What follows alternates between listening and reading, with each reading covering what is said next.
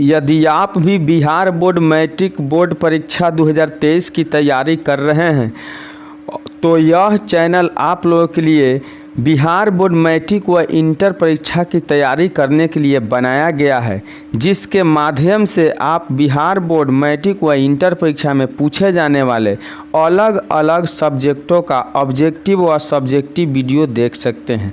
आप देख रहे हैं कि आज की वीडियो में हम लोग मैट्रिक परीक्षा में पूछे जाने वाले गणित के बारे में चर्चा करेंगे, अर्थात गणित के वैसे वस्तुनिष्ठ प्रश्न पढ़ेंगे जो सीधे मैट्रिक बोर्ड परीक्षा में पूछा जाएगा। तो आप यदि इस चैनल पर नए हैं तो इस चैनल को सब्सक्राइब करके बेल आइकन को प्रेस कर दीजिए, ताकि यह चैनल आप लोगों के लिए फ्री ऑनलाइन क्लास भी लेकर आया है, और जो क्लास आप शाम को 8 बजे से 9 बजे ज्वाइन कर सकते हैं और ज्वाइन करके मैथ में 95% से अधिक अंक प्राप्त कर सकते हैं। तो चलिए हम शुरू करते हैं वीडियो को और बात करते हैं वस्तुनिष्ठ प्रश्नों के बारे में और किस प्रकार से पैटर्न होते हैं। तो आपको बता दें कि बिहार बोर्ड मैट्रिक परीक्षा में मैथ में 1 से 60 प्रश्न पूछे जाएंगे, जिनमें 4 विकल्प दिए गए हैं, जिनमें से एक सही है। किन्हीं 50 प्रश्नों को उत्तर देना है, वो भी OMR शीट में।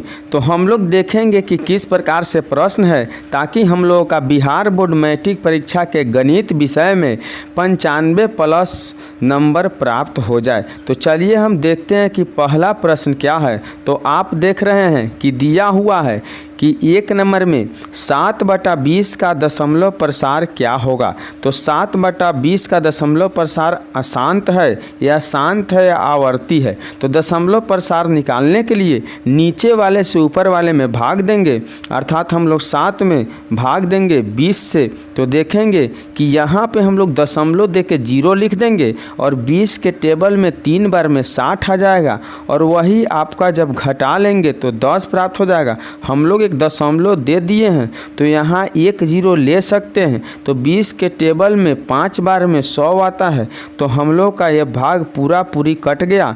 अब हम लोग देखेंगे कि कितना से भाग कटा है। तो जो कटा है वो 0 दशमलव कितना है, तो 3 5 है। इसके मतलब यह संख्या जो है शांत है। क्या है? शांत है। तो आपका सही आंसर हो जाएगा शांत। अब हम लोग देखेंगे दूसरा प्रश्न। आप लोग लगातार वीडियो पर बने रहिए शुरू से अंत तक। तो दिया गया है कि पाई एक संख्या है। तो पाई एक जो है अपरिमेय संख्या है, क्योंकि पाई का मान 22/7 होता है। और दूसरा क्या होता है, तो 3.14 भी होता है, जो बिल्कुल क्या है, अपरिमेय है। चलिए अब हम देखेंगे अगला प्रश्न। तो अगला प्रश्न दिया हुआ है कि 2 संख्याओं का मसा 15 तथा लसा 105 है। 2 संख्याओं का मसा कितना है, तो 2 संख्याओं का मसा 15 है और लसा कितना है, 105 है।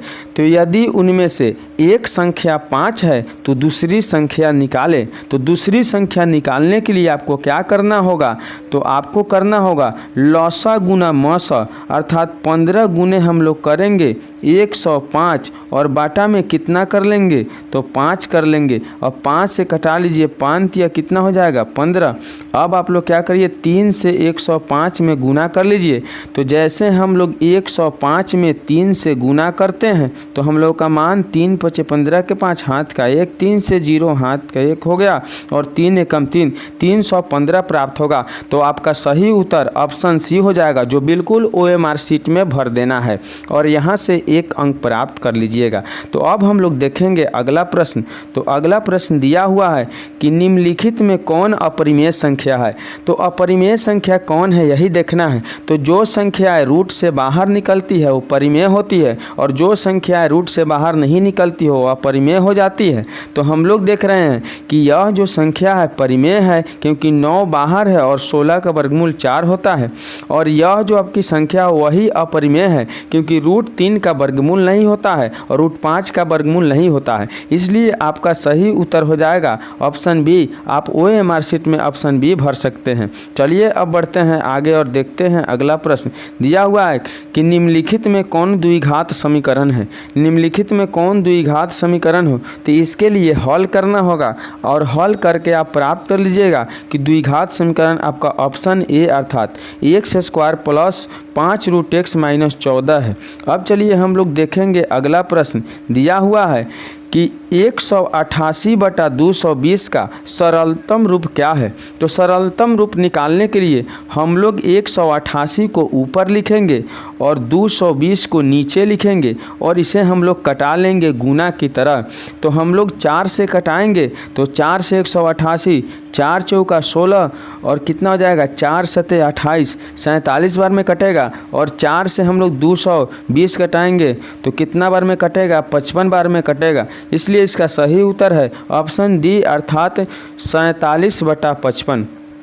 चलिए अब हम देखते हैं अगला प्रश्न क्या है। तो अगला प्रश्न दिया हुआ है कि किसी द्विघात बहुपद के शून्यकों की अधिकतम संख्या होता है। जब हम लोग द्विघात बहुपद के शून्यक निकालते हैं तो हम लोग का मान कितना आता है 2 आता है। इसलिए द्विघात बहुपद के शून्यकों की संख्या कितनी होती है तो 2 होती है। तो चलिए अब हम लोग देखते हैं अगला प्रश्न। तो अगला प्रश्न दिया हुआ है कि किसी पूर्णांक किसी पूर्णांक p के लिए एक विषम संख्या का रूप है। तो यहाँ ऑप्शन में 2p + 1 दिया हुआ है, वही आपका 2p दिया हुआ है बी ऑप्शन, और सी ऑप्शन में p है और तीसरा क्या है p + 1 है। यदि हम लोग p को 1 मान लेते हैं तो हमें विषम संख्या प्राप्त करने के लिए p क्या हो जाएगा, एक विषम संख्या हो जाएगा। लेकिन विषम संख्या का एक रूप जो होगा वो आपका 2p + क्या हो जाएगा 1 हो जाएगा, क्योंकि 2p और 1 जोड़ देंगे तो 2 1 3 हो जाएगा। चलिए अब बढ़ते हैं हम लोग आगे और देखते हैं अगला प्रश्न क्या है। तो अगला प्रश्न आपको दिया गया है कि किसी O केंद्र वाले वृत्त के बाह्य बिंदु P से वृत्त पर स्पर्श 2 रेखाएं PR तथा PS खींची गई है। यदि PR का मान 8 है तो PS का मान क्या होगा। तो यदि हम लोग इस प्रकार से एक वृत्त बनाते हैं और 2 स्पर्श रेखाएं ऐसे खींचते हैं तो हम लोग देख पा रहे हैं कि बिंदु O जो है वो क्या है, हम लोगों का केंद्र है। और उसके बाद यहाँ जो है P से स्पर्श रेखा खींचते हैं जिसमें यहाँ का मान R होगा और यहाँ का मान कितना होगा S होगा। तो P से जो R का मान है वो 8 है, तो बिल्कुल यहाँ P से S का मान भी कितना होगा 8 हो जाएगा, क्योंकि वृत्त पर खींची गई स्पर्श रेखा क्या होती है बराबर होती है। इसलिए इसका सही ऑप्शन ए सही है। चलिए अब बढ़ते हैं हम अगला प्रश्न की ओर। तो अगला प्रश्न देखते हैं। 10 नंबर प्रश्न में दिया हुआ है कि यदि अल्फा, बीटा और गामा त्रिघात बहुपद इस प्रकार से है तो उसके शून्यकों का योग क्या होगा। तो शून्यकों का योग जो होगा वो आपका हो जाएगा, जैसे द्विघात बहुपद में शून्यकों का योग -b/a होता है, ठीक उसी प्रकार यहाँ भी शून्यकों का योग जो होगा तो कितना होगा, तो b/ ही क्या होगा a होगा। तो b का जगह पर कितना दिया है b दिया हुआ है और उस आपका a का जगह क्या है a है, तो इसलिए इसका भी जो योगफल होगा वो b/ क्या हो जाएगा a हो जाएगा। ठीक है, क्या हो जाएगा b/a हो जाएगा।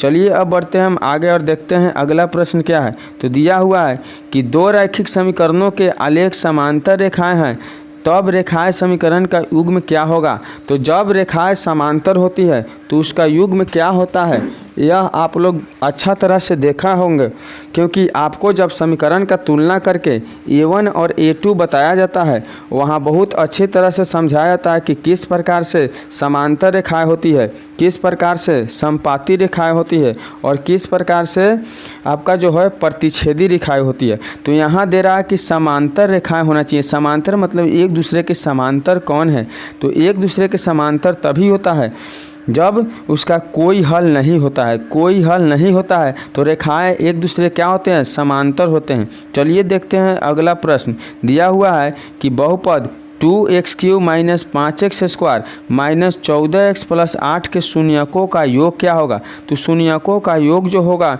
यहाँ आपका क्या हो जाएगा, तो -5/2 हो जाएगा। क्या हो जाएगा, -5/2। लेकिन यह बिल्कुल गलत है, क्योंकि फार्मूला में जो होता है माइनस में b रहता है, इसलिए 5/2 यहाँ प्लस में सही हो जाएगा। चलिए अब देखते हैं हम अगला प्रश्न दिया हुआ है कि समीकरण 9x² माइनस 1 बराबर 0 के मूल की प्रकृति क्या होगी। वास्तविक होगा कि अवास्तविक होगा कि समान होगा कि क्या होगा। तो हम लोग निकालेंगे तो 9x² माइनस 1 बराबर क्या कर लेंगे, 0 करेंगे। और वही हम लोग जब हल करेंगे तो x² बराबर क्या हो जाएगा, तो दाहिने में 1 चल जाएगा और बाटा में 9 आ जाएगा। और जब x निकालेंगे तो रूट के अंदर क्या हो जाएगा, 1/9, जो 1/9 के वर्गमूल क्या आ जाएगा, 1/3 आ जाएगा। प्लस और माइनस में इसका मूल क्या होगा, वास्तविक होगा। बिल्कुल क्या है, वास्तविक और समान होगा।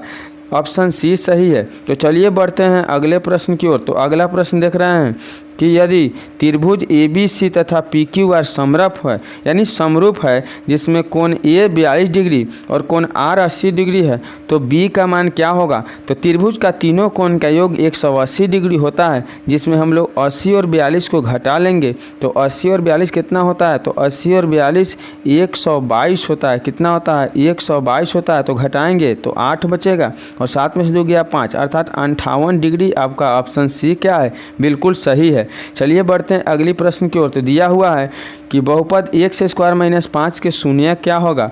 तो शून्यक निकालने के लिए हम लोग क्या करेंगे, तो x² माइनस 5 जो है उसके बराबर में क्या कर लेंगे, 0 कर लेंगे। और वही x निकालेंगे तो माइनस वाला संख्या क्या होगा, दाहिने में जाके प्लस में 5 हो जाएगा और स्क्वायर रूट के रूप में बदलेगा तो 2 मान निकलेगा। एक आपका प्लस में √5 आएगा और एक आपका माइनस में √5 आएगा। तो इसमें सही आंसर क्या हो जाएगा, तो सही आंसर आपका सी है, क्योंकि इसमें पहला मान प्लस √5 है और दूसरा मान माइनस √5 है। चलिए बढ़ते हैं अगले प्रश्न की ओर। तो देखेंगे दिया हुआ है कि समीकरण 3x + ky बराबर 0 और 2x + 5y बराबर 20 के अद्वितीय हल होने पर k का मान क्या होगा।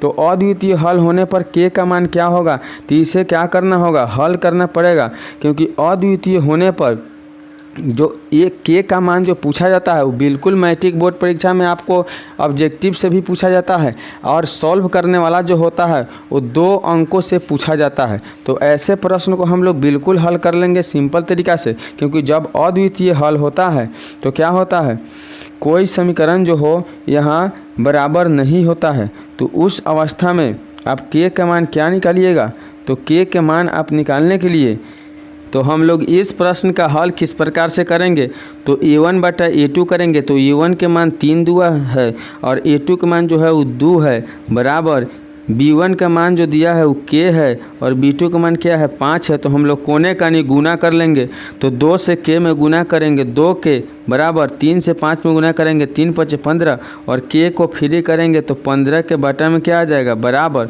इसलिए इसका सही ऑप्शन ए हो जाएगा।